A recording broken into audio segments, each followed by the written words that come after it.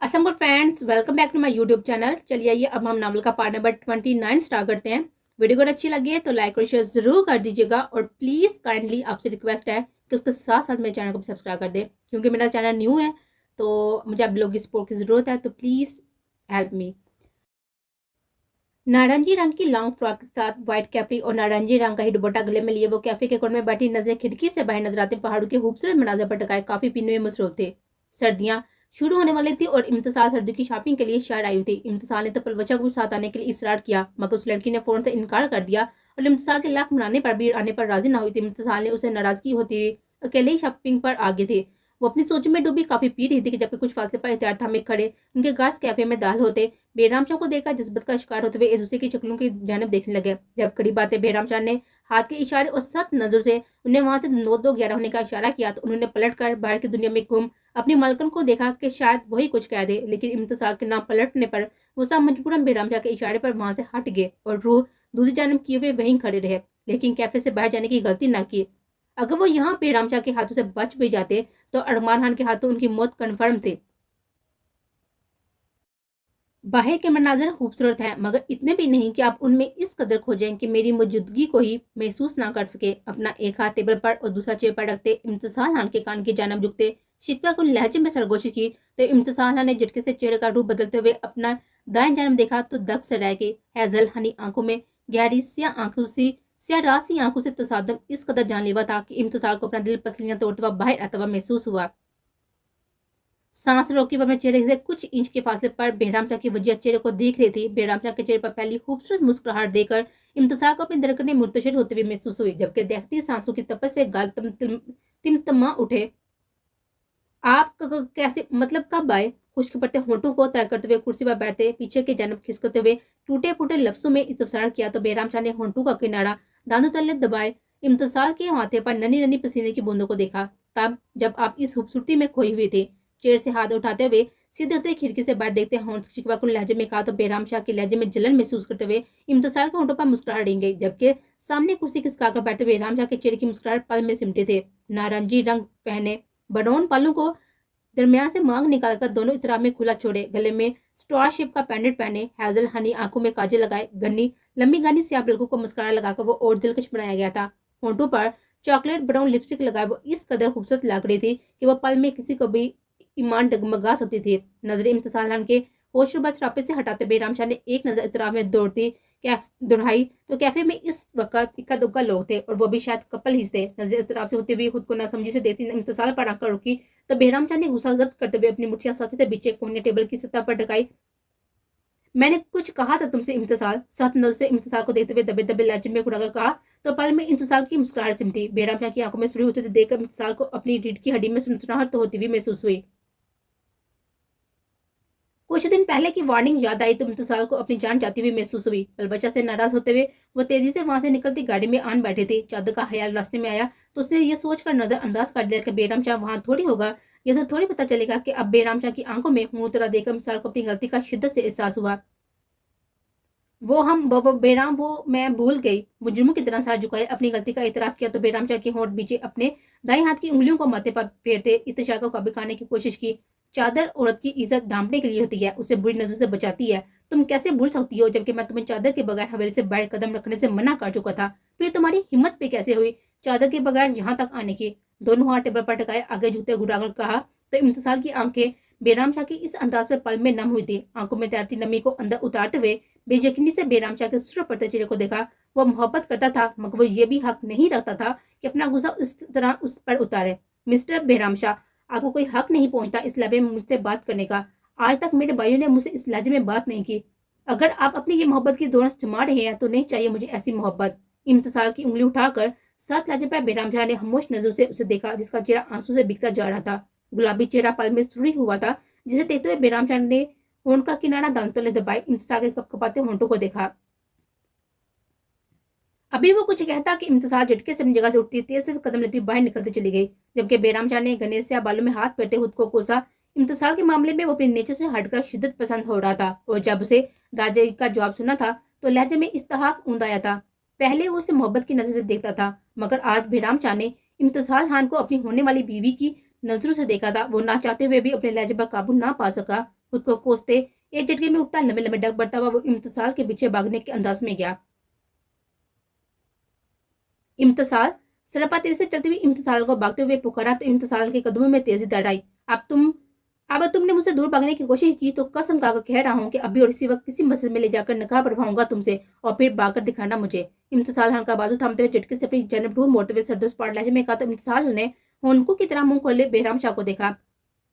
और आपको क्या लगता है कि आप निकाह पढ़वाएंगे तो मैं निकाह पढ़ लूंगी? बिना कुछ सोचे समझे आप जैसे शख्स को कबूल कर लूंगी जो पाल में मुझे जलील कर देता है? नम लहजे में चिल्लाकर कहा तो बेहराम शाह ने गहरी नजरों से इम्तिसाल खान की भीगी पलकों को देखा।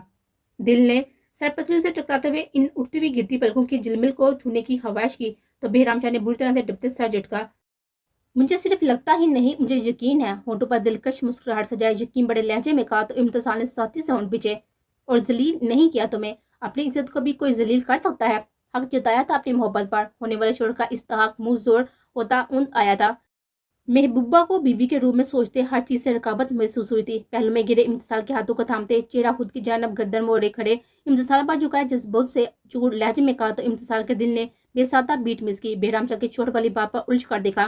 तुम्हें हमेशा हमेशा के लिए मांग लिया है, अब मिसिस बेहराम शाह बनने के लिए तैयार हो जाओ हानम। इम्तिसाल की आंखों में उलझन देखकर शोहबर लहजे में कहा तो इम्तिसाल ने हैरत से बेहराम शाह के मुस्कुराते चेहरे को देखा। और अगर मैं इस रिश्ते से इनकार कर दूं? अपनी हैरत पर जल्द काबू पाते हुए आईब्रोज का कहा तो बेहराम शाह के होंठों पर पूरी मुस्कुरा देंगे। और तुम्हारी इस बकवास पर अगर मैं तुम्हारी यहीं पर जान ले लूं तो? इम्तिसाल के लहजे में दो बदल जवाब दिया तो इम्तिसाल ने बेयकीनी से बेहराम शाह की स्याह गहरी आंखों में देखा जहाँ इस वक्त इम्तिसाल को सिर्फ और सिर्फ उसे पाने का जुनून और शिद्दत ही नजर आ रही थी। आप मुझे धमकी दे रहे हैं? लहजे को हतल मकान नॉर्मल रखते हुए अपने हाथ छुड़ाने की कोशिश करते हुए इस्तफसार किया तो बेहराम शाह ने फौरन सर नफी में हिलाया। मैं सच बता रहा हूँ, कांधे उचकाकर जवाब दिया तो इम्तिसाल की आंखें एक दफा फिर से नम हुई। आप मेरी जान लेने की बात कर रहे हैं बेहराम? क्या आपके लिए मेरी जान इतनी अर्दा है कि अपनी राय जाहिर करने पर आप मुझे जान लेने की धमकी दे? हाथ छुड़वाने की कोशिश तर्क करते हुए बीके लहजे में शिकवा किया तो बेहराम शाह ने संजीदा नजर से इम्तिसाल खान को देखा। मैं सिर्फ बात नहीं कर रहा, हकीकत बता रहा हूँ तुम्हें। तुम्हारी जान, तुम्हारी सांसें, तुम्हारे वजूद के सिवा इस दुनिया की कोई चीज मेरे लिए अहमियत नहीं रखती। और जब तुम ही इस जान को, इस वजूद को मुझसे दूर करोगे और किसी और के लिए इन सांसों, इन जान और वजूद की हिफाजत करोगी तो क्या फायदा इस वजूद और जान के होने का? क्या फायदा जब ये सांसें मेरी सांसों में शामिल नहीं हो सकेंगी, जब ये जान मुझ में शामिल होकर एक जान नहीं हो सकेगी, जब ये वजूद मेरी मोहब्बत के रंग में नहीं रंगेगा, मेरी शिद्दतों और मेरी खुशबू से नहीं महक सकेगा, तो इसका इस दुनिया में होना ही फजूल है और किसी और के लिए होना तो नामुमकिन है। चेहरा इम्तिसाल के चेहरे पर झुकाए धीमे मगर तपश ज़दा लहजे में कहते इम्तिसाल की मदम चलती सांसों में गहरी सांस ली तो इम्तिसाल को अपनी टांगों से जान निकलती हुई महसूस हुई। अभी वो लड़खड़ा कर गिरती के बेहराम शाह ने बायां बाजू इम्तिसाल की कमर के गिर्द लपेटते उसे गिरने से बचाया। अब ऐसे तो नहीं थे बेहराम, इतनी शिद्दत पसंद? बेहराम शाह की आंखों में देते हुए कहा तो बेहराम शाह ने हल्के से माथा इम्तिसाल के माथे से टकराया। मैं ऐसा हूं भी नहीं, मैं एक आम सा बंदा हूँ, लड़ाई झगड़ों दुश्मनियों और नफरतों से दूर, मोहब्बतों और शिद्दतों में जिंदा रहने वाला। लेकिन तुम्हारे मामले में इन सबसे हट कर हूँ। तुम्हें देखते और चाहने के बाद मेरे जुनून में लम्हा ब लम्हा इजाफा हुआ है। मेरे दिल ने तुम्हें सिर्फ उतना महदूद रखने की जिद की है। तुम्हें दुनिया से छुपाकर अपने सीने में छुपा लेने का जुनून है मुझे। मेरी जिंदगी में शामिल होकर तुम्हें और किसी किस्म की रोक टोक का सामना नहीं करना पड़ेगा। तुम हर मामले, हर फैसले में आजाद होगी, मगर तुम्हारे लिए जो मेरा जुनून है उसे तुम्हें हर हाल में बर्दाश्त करना होगा। खुद को सिर्फ बेहराम शाह तक महदूद रखना होगा। इनकार का जवाब नहीं है और इकरार में ताहीर नहीं होनी चाहिए मेरी खाना। पूरे 20 दिन बाद तुम्हें अपनी बीवी के रूप में मिलूंगा और अब मैं तुम्हें आड़ी वार्निंग दे रहा हूँ कि चादर के बगैर हवेली से कदम बाहर रखा तो अपने कदम कब्र में रखने के लिए तैयार रहना। इम्तिसाल के कान की जानब झुकते सरगोशीनुमा आवाज लहजे में कहते पीछे तो इम्तिसाल का गाल थपथपाया, फूल निकालकर गार्ड्स को गाड़ी लाने का कहा और बुत बनी खड़ी इम्तिसाल का हाथ थामते गाड़ी में बिठाकर दरवाजा बंद करते अपनी गाड़ी में बैठते गार्ड्स को गाड़ी स्टार्ट करने का इशारा किया। इम्तिसाल की गाड़ी हवेली के अंदर दाल हुई तो बेहराम शाह ने गहरी सांस लेते हुए अपनी गाड़ी का रुख शाह हवेली की जानब किया। शाहजी, वो छोटे हान, मेरा मतलब है अरमान हान आए हैं। बेहराम शाह जो इम्तिसाल के हवेली दाल होने के बाद डेरे पर आकर हिसाब किताब देख रहा था, मुलाजमों के पैगाम देने पर रजिस्टर बंद करता हुआ उठ खड़ा हुआ। आने वाला शख्स कोई आम तो नहीं था। जिस कदर वो शरारती था, इस कदर ही वो सबका लाडला था। न जाने क्या कशिश थी इस मगरूर शहजादे में कि सब उसकी जन्म खींचे चले आते थे। उसकी शरारती आंखों की चमक और चेहरे की मासूमियत किसी का भी दिल मोम काटती थी। वो अपनी इसी खूबी से वो बाखूबी वाकिफ था। उसका भरपूर फायदा उठाते हुए वो हवेलियों वालों के साथ साथ गाँव वालों को भी बेवकूफ बनाया जाता था। जबकि कभी सरगम और कभी आयस उसकी मासूम शक्ल देते उसकी हर जिद पूरी कर देते थे। दुश्मनी की दीवार खड़ी होने के बावजूद भी उनका दिल छोटे हान के लिए इतना ही नरम था जितना कि इस नन्हे से वजूद को पहली बार हाथों में लेते हुए वक्त था। और अब तो बेराम शाह को छोटा हान पहले से भी ज्यादा अजीज तैयार हो गया था। बेराम शाह कमरे से निकलकर बैरिकेड की तरफ आया और अरमान खान को सफेद शलवार के साथ नीला कुर्ता जिसकी आस्तीनों को कोहनी तक फोल्ड किया हुआ था पहने, आंखों पर सनग्लासेस लगाए, जीप के साथ टेक लगाए खड़ा देखा होंठों पर मुस्कुरा देंगे। शुक्र है मेरी किस्मत में शरारती मगर मासूम साला लिखा है, वरना हदायत शाह को देखते तो मुझे इसके हाल पर तरस ही आता है। अरमान खान को अपनी जन्म आता देखकर दिल ही दिल में शुक्र अदा करते हुए कहा और कदम अरमान खान की जन्म बढ़ाए। छोटे हान आज कैसे हमारे गरीब खाने को रौनक बख्शने का सोच लिया। अरमान खान को जोर से गले लगाते पीठ थपथपाते हुए मुस्कुराते लहजे में कहा तो अरमान खान का मदम कहकर फिजा में गूंजा। ऐसा गरीब खाना अल्लाह सब के नसीब में करे। सनग्लासेस उतारकर हाथ में पकड़ते शोह लहजे में कहा तो अरमान खान के जवाब पर बेराम शाह का कहका बेसाता था, आमीन। तो मुझे बता देते यार कि आने वाले हो तो फिर मैं हान के लिहाज से खाने में अच्छा सा इंतजाम कर लेता। अरमान खान के कांधे पर बाजू फैलाते हुए अंदर की जानब कदम बढ़ाते हुए कहा तो अरमान खान ने मुस्कुराते हुए सर नफी में हिलाया। आप मोहब्बत से जो भी खिला देंगे ये हान अपनी खुशकिस्मती समझकर खा लेगा। सीने पर हाथ रखते हुए थोड़ा झुकते हुए कहा तो बेराम शाह ने मोहब्बत से अरमान खान के कांधे पर थपकी देते हुए सोफे पर बैठने का इशारा किया।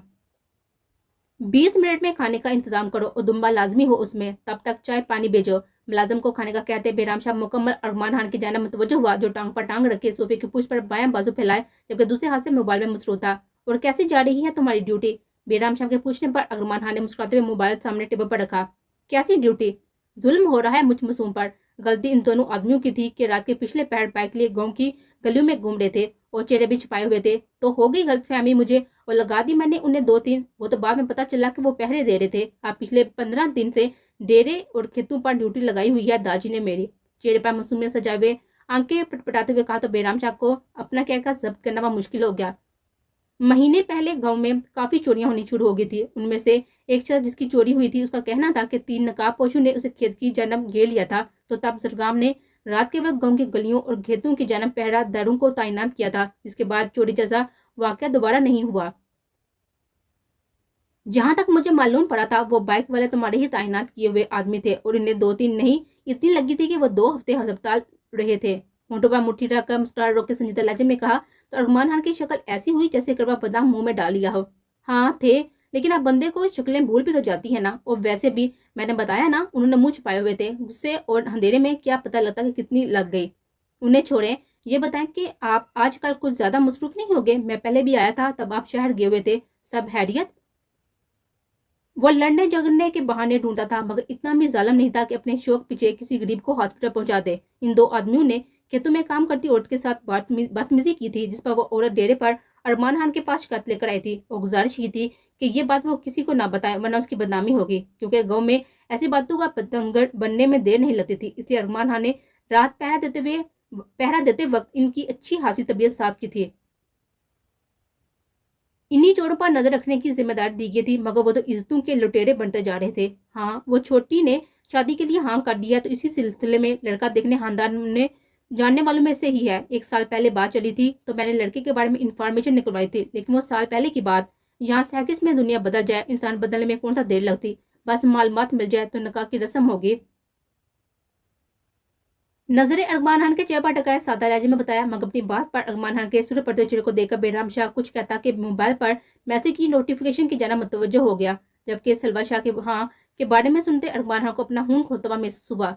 चेहरा गुस्से की ज्यादती के बायस पल में खून छलकने वाला हो गया। लाख कोशिश के बावजूद भी जब वो खुद पर जब्त न कर पाया तो झटके से जगह से उठता हुआ आंखों पर ग्लासेस लगाकर बेराम शाह इन आंखों की सुर्खी देकर दिल का हाल ना जान ले। टेबल से अपना मोबाइल उठाते हुए वो झटके से वहां से निकलने के लिए मुड़ा था।